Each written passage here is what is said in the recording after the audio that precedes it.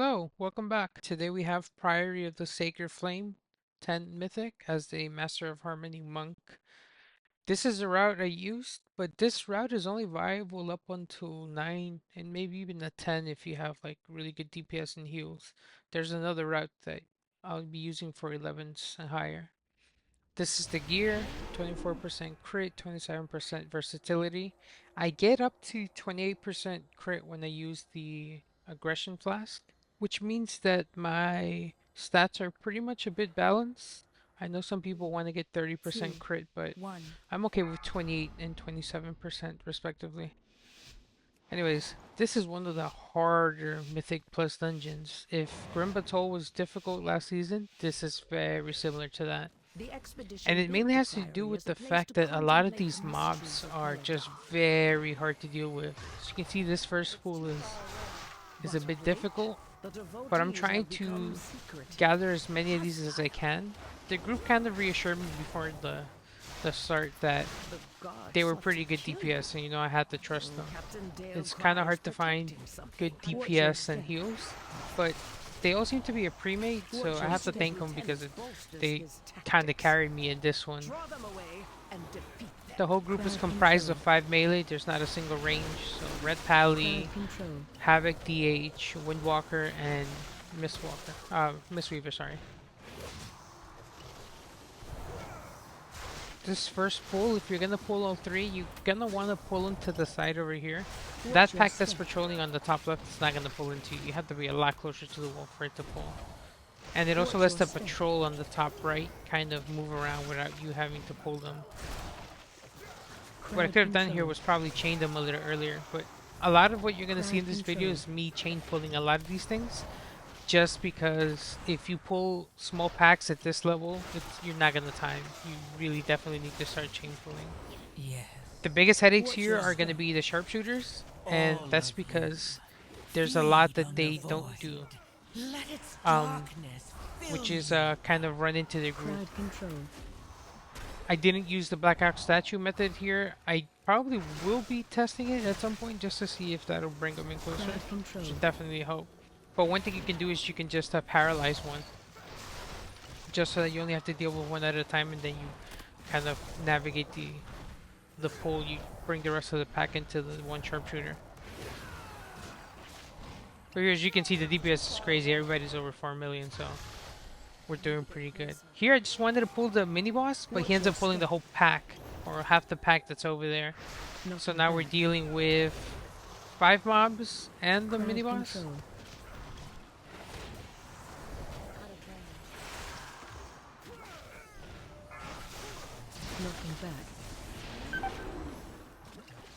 What you want to do here is just kind of stand next to the stairs. They'll kind of cushion the knockback. You can also move to the little grassy area to the right of where I am too, so you can get bumped into the wall. But that's a little bit risky because there's a pack that's inside of that little courtyard area, and you might risk pulling it unless it's part of your pull count. But it's not part of ours, so we don't do it. Here again, it's mistakes that I make because I'm not really paying too much attention. Considering that I had already failed an 11, and I probably had done this 2 other times in the 10 and missed it by probably seconds. I think one was for like 16 seconds or something like that.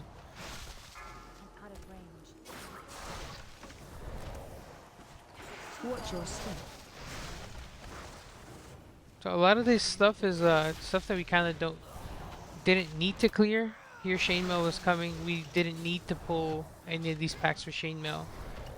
But it kind of ends up working out. In one of the previous runs I did before, I ended up missing like 1%, so which was like 2 extra mobs. So this kind of would help offset that if that's what we needed. Which I think... No, not in this run. We don't end up needing extra count in this run. All of you, feed on the void. Let its darkness fill you. And this affix is a little bit annoying. I kind of like the orbs a lot better, just because somebody could run into them. This, you could probably assign somebody to do it, but it's kind of difficult for everybody to understand. Like, one person has to run around and collect them. Spread. So everybody's moving around and they're tethered to a ball, and then the ball is moving away from whoever Watch else your is step. there. There I'm pinging them not to pull that pack on the side, so I'm just hoping that they can let Shaymil run into me again. Now another thing is, before we started, I gave this group two options. Actually, before I say that, here I tried to ring a piece this so I can run across, but obviously pretty dumb of myself. Again, this is kind of how you learn. You do these things. I didn't play the PTR, I just went into this head first. So you kind of, Watch I your step. paralyzed that one there, but you kind of navigate things to find, little tips and tricks and Watch stuff your like that. step. So there I thought, hey, maybe I'll ring a Watch your pieces step. and bounce them back so that we can run across. Because again, we're pulling a lot of extra stuff that we're probably not going to need at the end. Yes. Feed. Another thing you don't want to All do is of have you. too many sharpshooters like I'm having here. Feed on Those the are void. really difficult and annoying Let to its deal with because darkness they randomly fill just target you. people. But the DPS was pretty good, so we wasn't really too much of a worry. I'm out of range. Watch your step. Have to be careful here because if I would have used an ability, I probably would have pulled back in the back.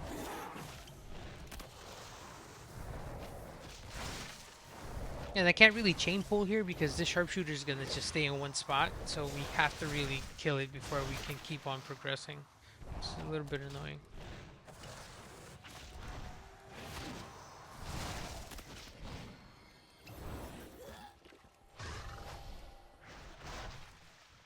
There I'm pulling this whole big pack, knocking them into myself with the ring of peace. Well, the sharpshooters at least. As you can see, someone else used theirs too to kind of knock it. Um, you see later on that we Watch used your all of our ring of pieces for the last boss. Just Crowd control. Watch your step. kind of funny, but it works out. Crowd Yes. control. Feed. All of you. Feed on the void. Let I will its say that this healer was darkness really good fill too. you. They definitely know how to play Mistweaver, especially fist weaving, because that's probably one of the harder specs to play. But they did such a good job. And I kind of don't want to pull this back just because we already pulled way too many down there, so it would be kind of pointless to do that. So Blackhawk statue, or group them all up and then just pull these three. I'm trying to split it because they have two light spawns, Watch your step. and the conjurers using flame strike are, they're a headache. As you can see there, the Windwalker didn't pay attention and he just got destroyed.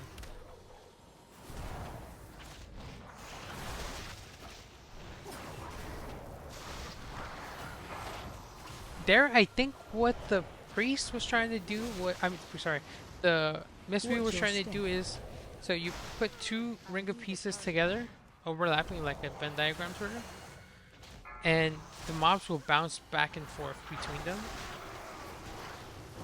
And I think that's what they Mistweaver wanted me to do, but I didn't catch on to it. As you can see, we have a lot of stuff, and then the Windwalker kind of pulled the other pack that we didn't need to pull, and then the boss pull.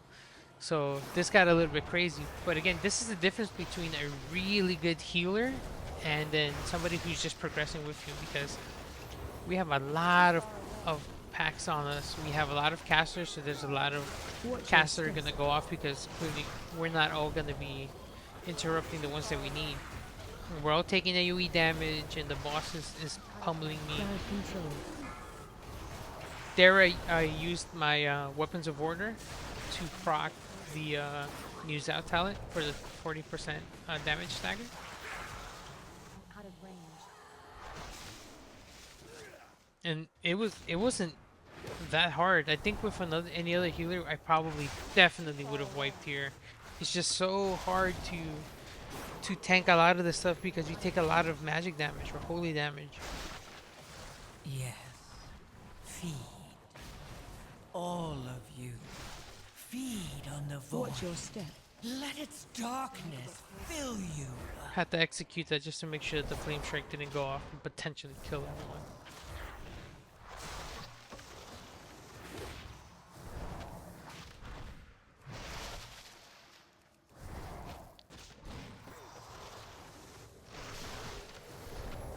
won't peel off anymore. You must defeat Taener, the intruders defile the altar of the sacred flame. This one I kind of wanted to move up there to tank it, but I'm like, no, we're gonna pull something, and I kind of really don't want to do that. So I just waited for him to move in closer and then just taunt them. Hasty Provocation is a really good talent for a lot of these dungeons, especially when you AoE taunt them with Black Hawk Statue. Having a whole pack run at you faster and group up together faster is really nice.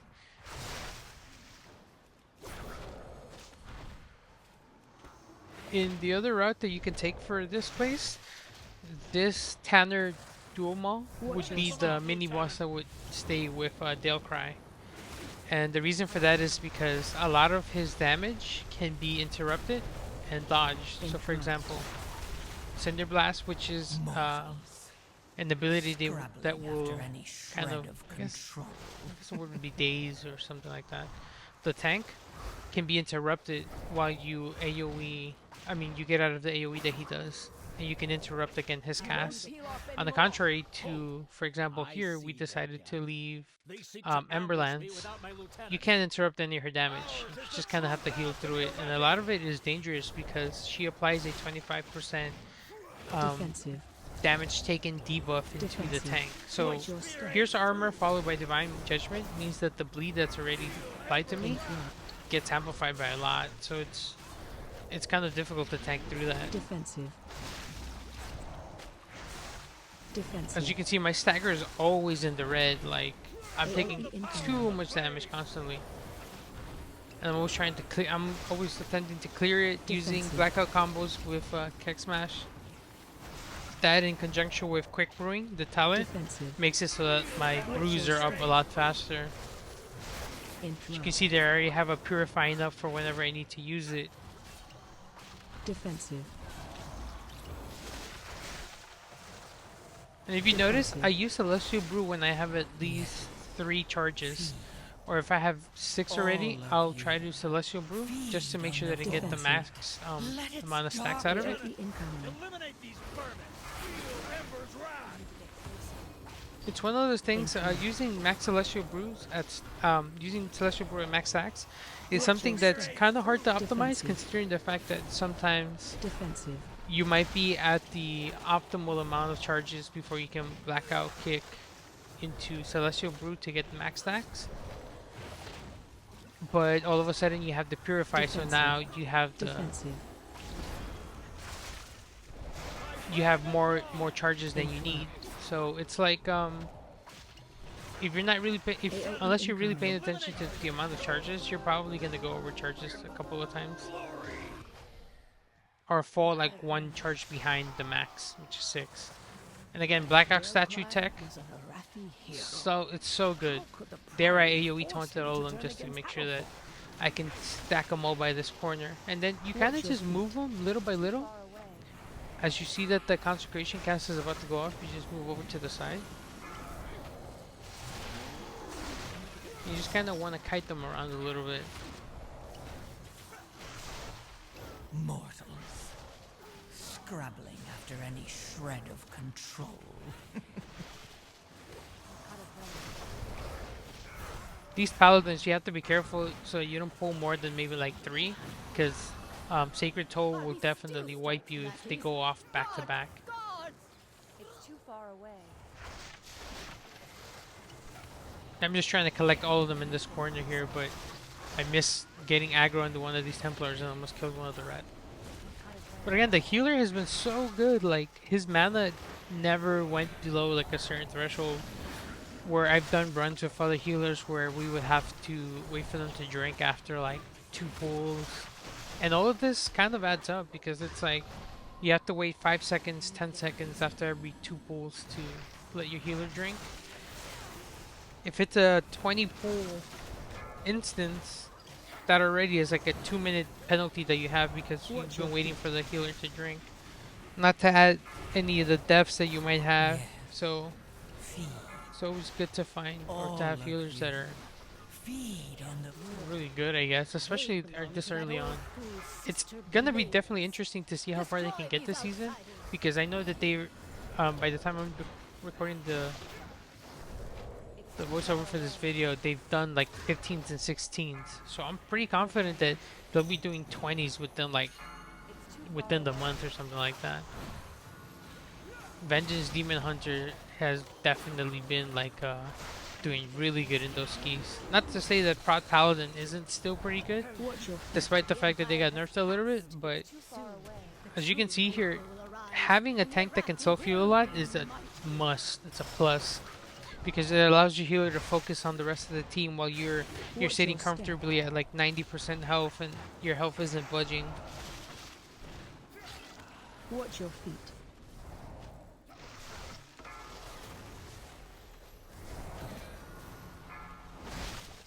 I saved my chi wave there for those sacred tolls, After any shred of just because it's extra healing, especially if I get it off at 5 stacks.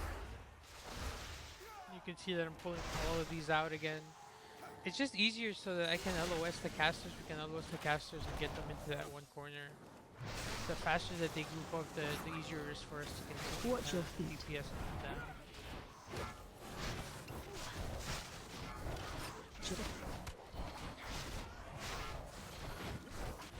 Alright, and now coming into Braun.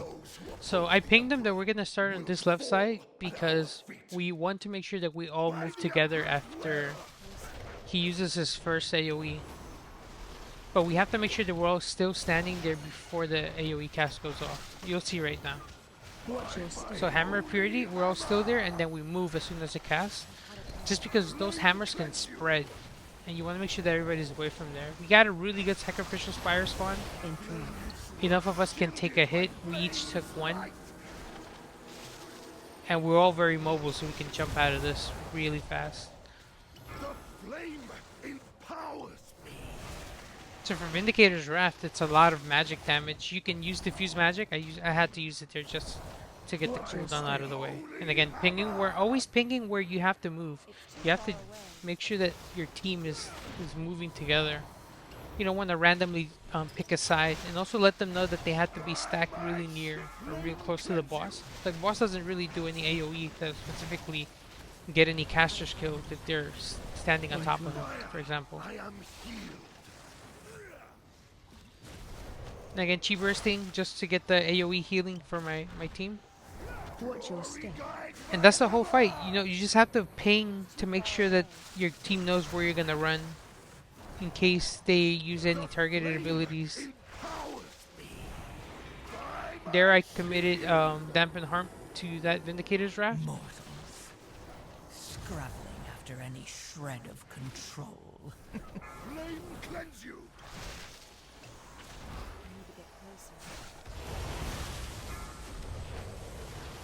Inflamed.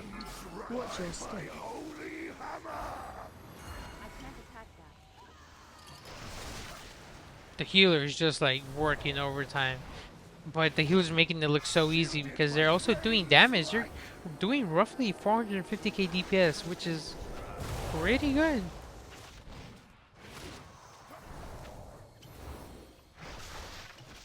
And that's it. That's all it is for this boss. It wasn't that hard. It's not that hard if you can coordinate how you're supposed to move around. Here we have about 13.5 minutes left, which is more than enough time to clear the rest of the trash and to do the boss. But if you're paying attention to the DPS have to be doing at least 3.5 million each. Here they're all doing over 5 million, which is insane.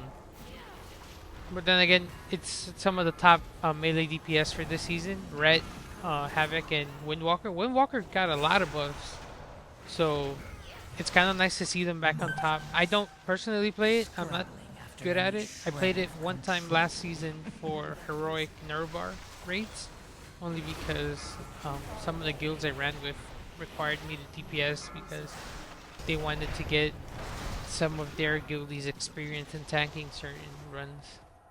Certain bosses, sorry. Here again, LOSing to the corner. I tag these. I probably could have tagged the other pack, but again, I'm super paranoid. So I'm like, let me just take it easy. We could have definitely pulled the other pack.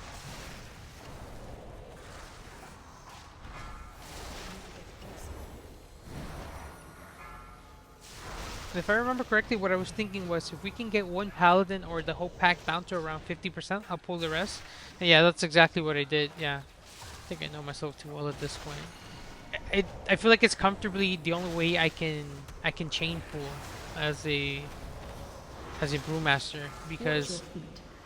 it just means that the DPS is so good that um, the first pack of mobs are gonna die by the time we get the other ones to 50%. So it's kind of like Feed on the void. Let it's its sort of efficient darkness chaining, I fill guess. you.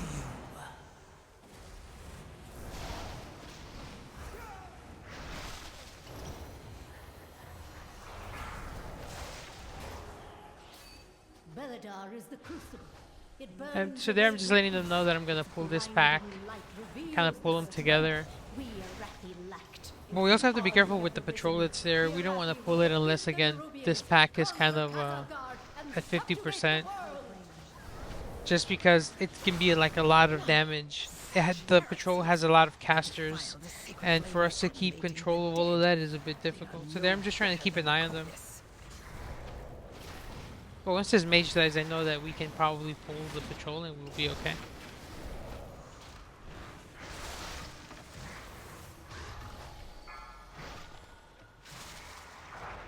As you can see there again, the casters are the main problem.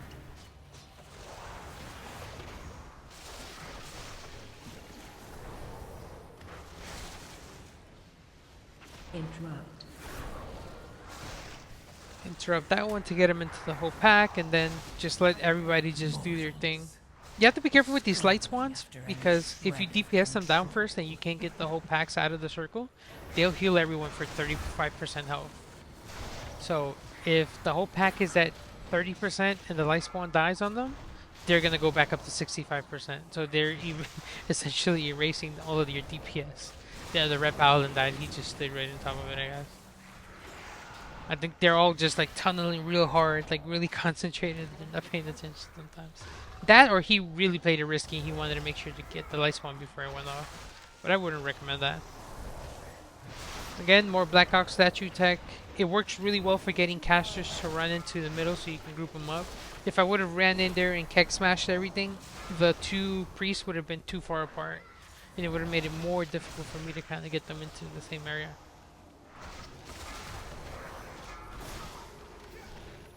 Again, chain pulling. As soon as I see that the priests are about to die, pulling the next one.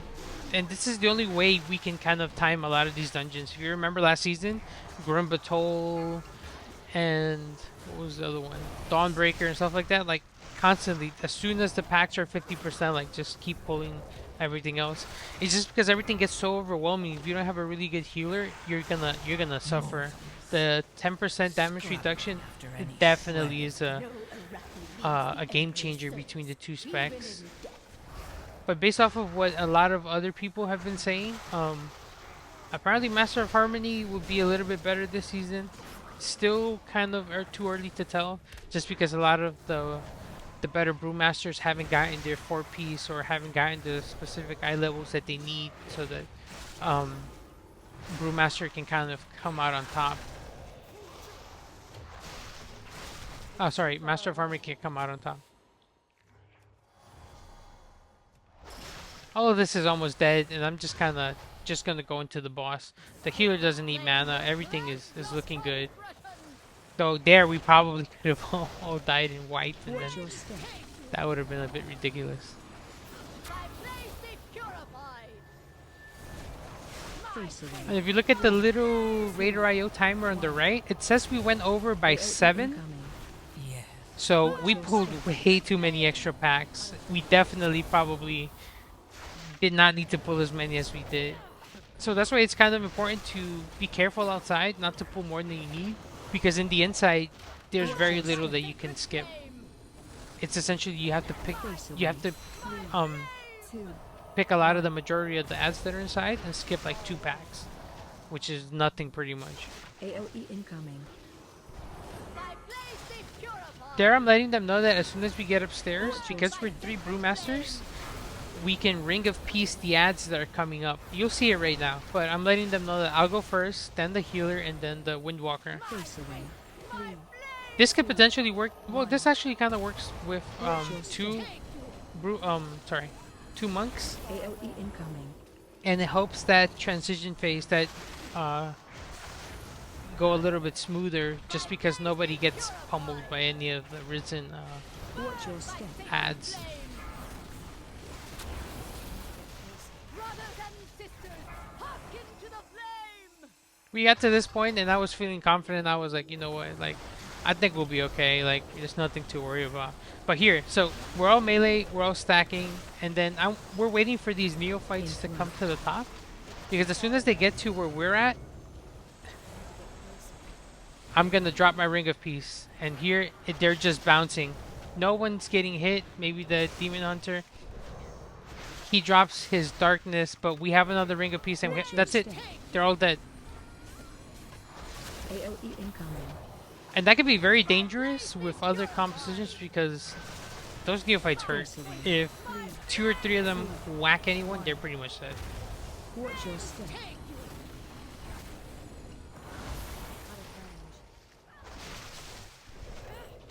I feel like I could have played this dungeon a lot better looking back into it now, but it is what it is. The group was definitely really good, but I'm personally gonna learn a lot from this run. Like, just reviewing the footage definitely helps me with positioning the boss a little bit better, making sure that I don't pull extra mobs by positioning myself on bosses a lot better. But that's pretty much it. This is Priory of the Sacred Flame 10 on AoE Mythic. incoming. I'll be trying to get into 11s and 12s next week, so I can hopefully hit 3k for the mount, which should be interesting because they buffed up the amount that you need for this season. And these are the damage and healing meters. As you can see, the DPS was really good. The healer was phenomenal, so gotta thank them for that group. As you can see, Blackout Kick was my #1 damage source because of the 4-piece increasing its damage by 150%. And as a result, Overwhelming Force and Aspect of Harmony also got a damage boost. So our 4-piece is definitely helping us out a lot in survivability and also the damage that we deal. So we can be a little bit more competitive with Shadowpan. And once again, Celestial Brew being my #1 healing done, quote unquote, because of the amount of absorbs it's doing due to the change in the charges needed to get the max stack. Mudborn, that trinket is an emergency absorb, and as you can see, it's doing a lot. Definitely having the 28% crit. As you can see, Celestial Fortune over healing by 133 million. That's insane. So that means that the Mistweaver is doing a lot of healing on me. So as you can see, my stats are pretty balanced, I guess. I have all 3 vault slots at 662 gear. Hopefully Tuesday I get some upgrades to my gear so I can start doing 12s hopefully. But I'm trying to get to 3k as Master of Harmony, and we'll see how far we can get. This season so far is pretty fun. It's just navigating the dungeons that are like the quote unquote grim battles of last season that are going to be a pain in the neck. But I'm pretty confident that we can push through to 3K. I'll be making a video soon to show off my weak auras, my gear, and my talents, and explain why I chose certain ones. So if that's something you're interested in, leave a like or a little comment so that I know how many people want to view it.